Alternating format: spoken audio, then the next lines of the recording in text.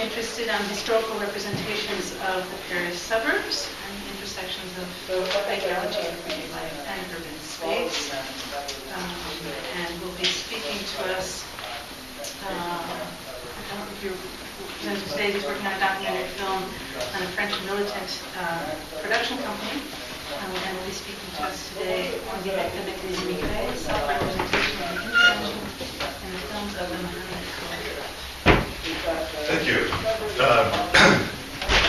So I thought I was going to be able to just plug my computer, so I transferred my keynote to PowerPoint. We were already seeing problems. That was just my title, which you just heard. So thank you for the introduction.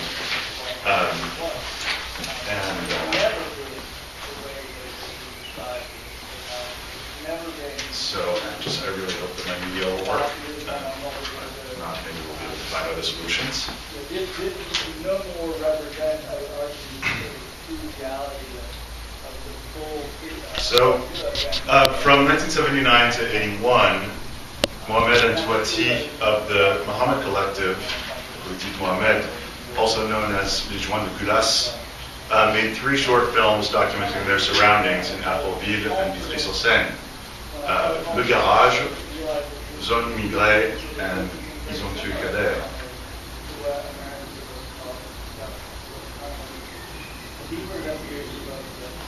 Differentiation that is now along with historical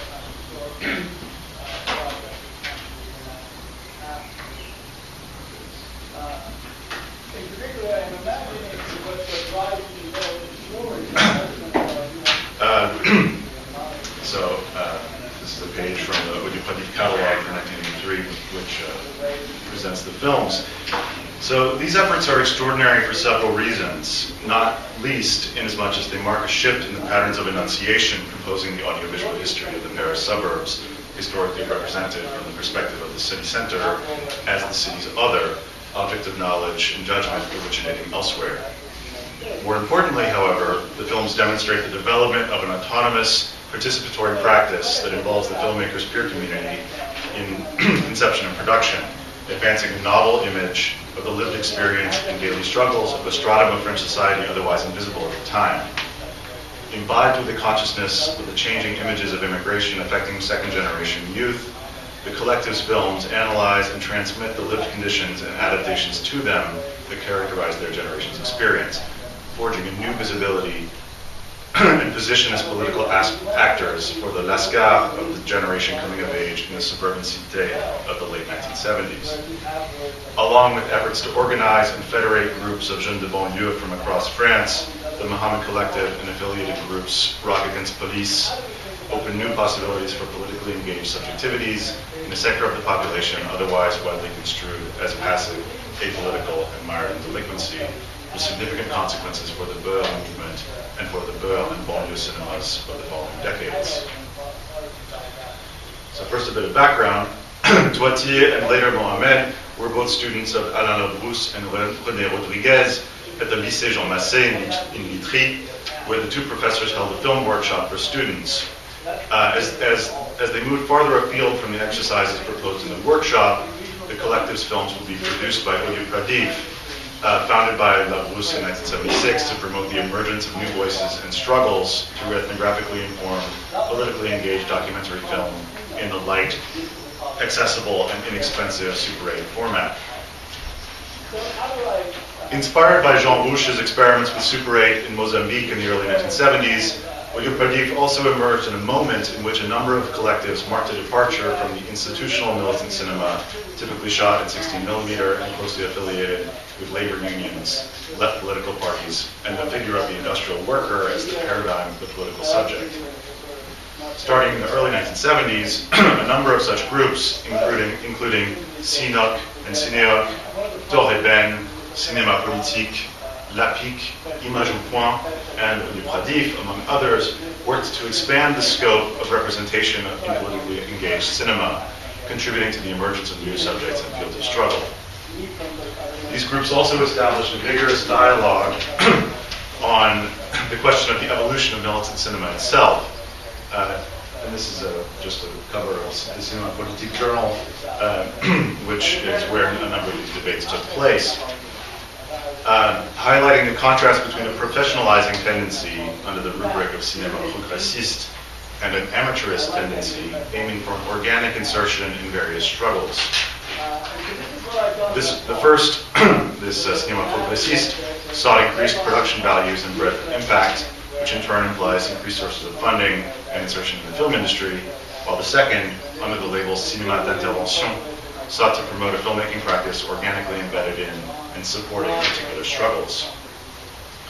Audiopradif, contraction of audiovisuelle pratique diffusion, was the longest lived and most prolific among proponents of cinéma d'intervention, working to subvert a vernacular medium to support local struggles from within and to promote the emergence of voices and visions otherwise unseen. The group federated a broad range of filmmakers, addressed an equally broad range of topics, and produced approximately 50 films in Super 8, from the Brookes University ethnographic films in South America to 3 films by Michelin Caille in late Cultural Revolution China, films addressing the exploitation of illegal labor by the SNCF, alternative maternity and child care practices in France, among others. Audiopradif also provided distribution for the films that it produced. Although the television and cinema were largely closed to productions in the substandard Super 8 format, the films nonetheless reached a substantial viewership in screenings held by Audiopradif at the Centre International de Culture Populaire, 14 rue Nantaille, in the 14e arrondissement. So, the way I like to think about it theoretically is in some way to actually deny themselves the fact that. And this is a diagram of their facilities in the CCP. Audiopradif also rented prints and often accompanied the films as they circulated along associative networks.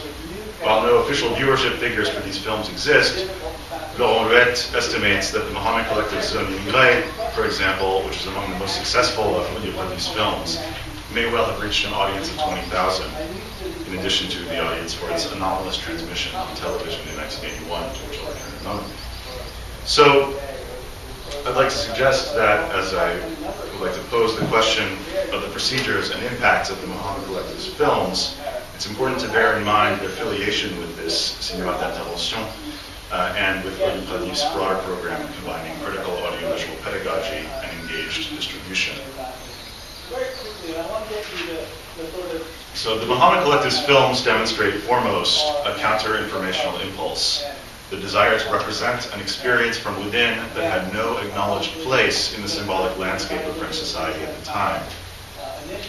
In the first film, The Garage, this takes the form of a docu-fiction recounting the occupation and transformation of the eponymous bicycle storage room into an ad hoc youth center. And I'll show just a couple of little selections from the beginning of the film.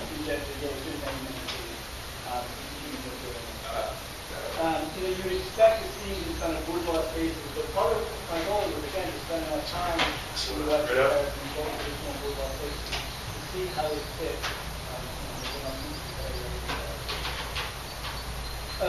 This isn't, history, urban agriculture, right?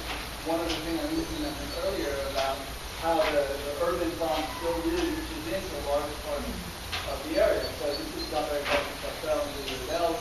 You still get these areas where agriculture is still important in the city. The problem, my original, knowledge of Pavian didn't appreciate sort of how physically integrated some of these Pavian communities are. And I think the relationship between them is something that I don't think, at least in the English language,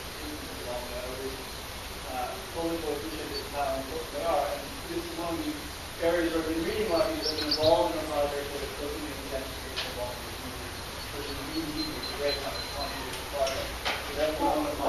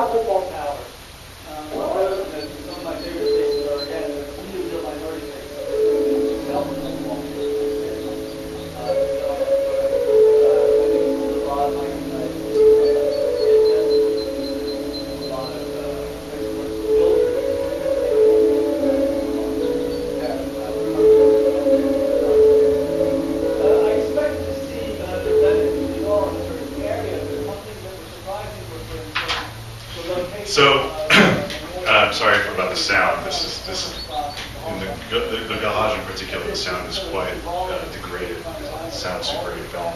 The sound is almost very extra. But at least this gives an idea of what the feel of the film is like and what the procedure is like. So Touati, who was really the force behind Le Garage, the first film, recounts that he, after taking part in this filmmaking workshop at the lycée, he went to his neighborhood with the camera and started making some first sort of tests, some first short films, but that he and the friends with whom he was working rapidly realized that they wanted to work on more of a process of writing and mise en scène in order to be able to sort of better say what they meant. So it's interesting that from the sort of documentary impulse, they moved rather rapidly toward a more elaborate docufiction.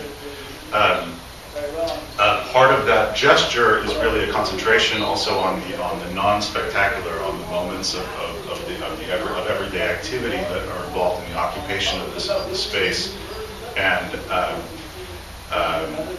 in sort of depicting the workings of this community from the inside, which then builds up to this project of the occupation of the garage as an autonomous space of youth sociality. And as we saw in that little clip, the camera often follows some of the local participants as they are pointing out some transformations or some contradictions in their local environment. And as the camera really follows the discourse and also the deictics, the bodily deictics of these individuals, it starts to elaborate a new spatial organization that really takes the Cité des Maisons Blanches as a center in this new optical and spatial organization. And so to an extrinsic geometry that often identifies its protagonists as marginal delinquents, Le Garage here opposes a spatial organization that sees the Cité des Maisons Blanches as a center and constructs a shared relation to outside forces and institutions. It also proposes a new model of circulation as its characters move through not only around the Cité but in the surrounding areas, enacting their sort of critique of the society's expectations for their behavior in a way that really is a novel expression of a critical view on their positioning in French society. And so that's an analysis that then becomes more explicit in the following film, in the subsequent film, Zones immigrés, which investigates the causes and consequences of violence in the Cité Balzac and Jean Fouzy in Vitry-sur-Seine. Mohamed, who had joined Touati and Labrousse, Touati in Labrousse and Rodriguez's film course at Jean Massé, began to explore the question of violence at Jean Fouzy following the aggression of a local youth by a bus driver.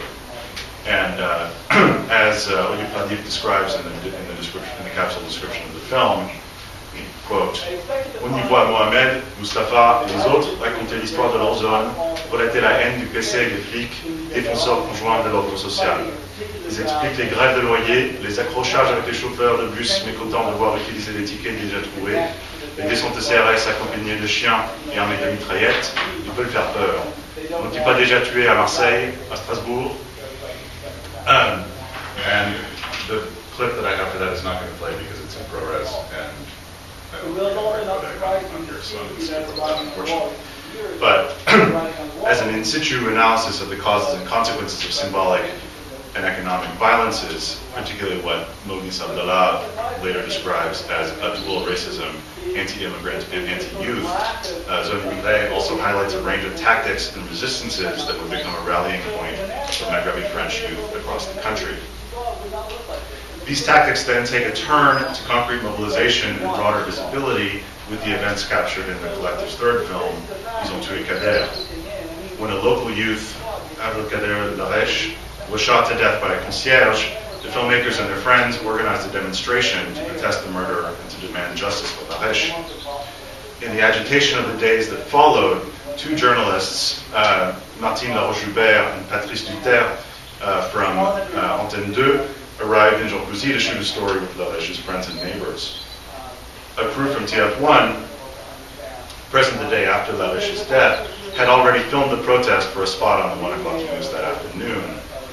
but outraged by what they felt to be an unjust and mercenary representation of their loss in mobilization by TF1, the group of Jean Cousy resisted the New Cruise initiative to construct a piece about them, insisting instead that Antenne 2 broadcast Zone Immigrés in its entirety. Learning that La Rèche appeared in Zone Immigrés, La Roche-Joubert and Duterre responded enthusiastically, but the collective insisted on a live program in which they could verify that the journalist promised to broadcast the film as submitted would be kept. And I'll show a short clip of Disons tu es Kader. This is actually two segments from the film. One from the beginning, in which we see the group from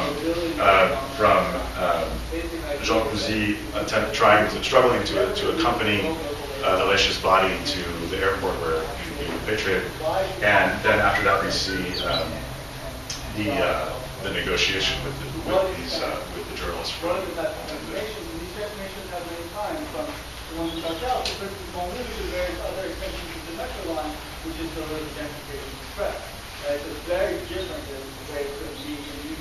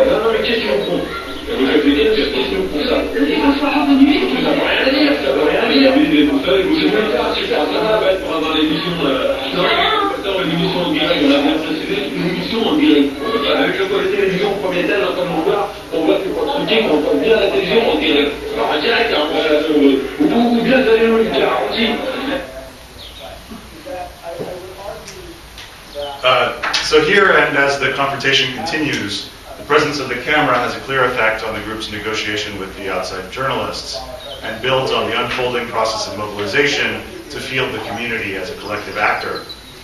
Armed with the camera and the images of Zone Immigrés, the MohamedCollective is clearly aware of its ability to negotiate with the journalists on less unequal terms.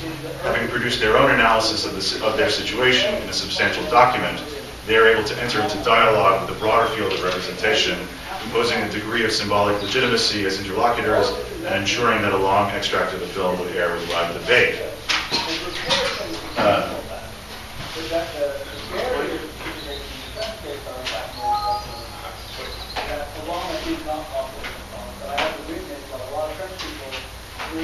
Sitting next to Rami Yard and stumbling over her name on some video in a way that really realized how far off that's come. Mustafa, who was a close collaborator of the MohamedCollective, appeared on the Midi sur la Deux program on March 7, 1980, clad in the bleu blanc rouge of the national colors, defiant in bearing and vehement in his opinions.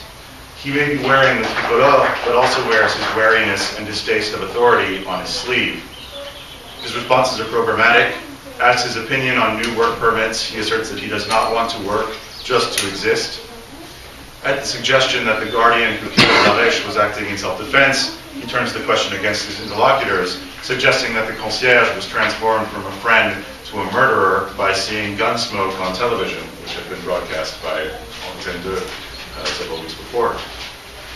More importantly, however, the interview concludes with Mustafa rejecting the expert's protestations of goodwill and offers to help.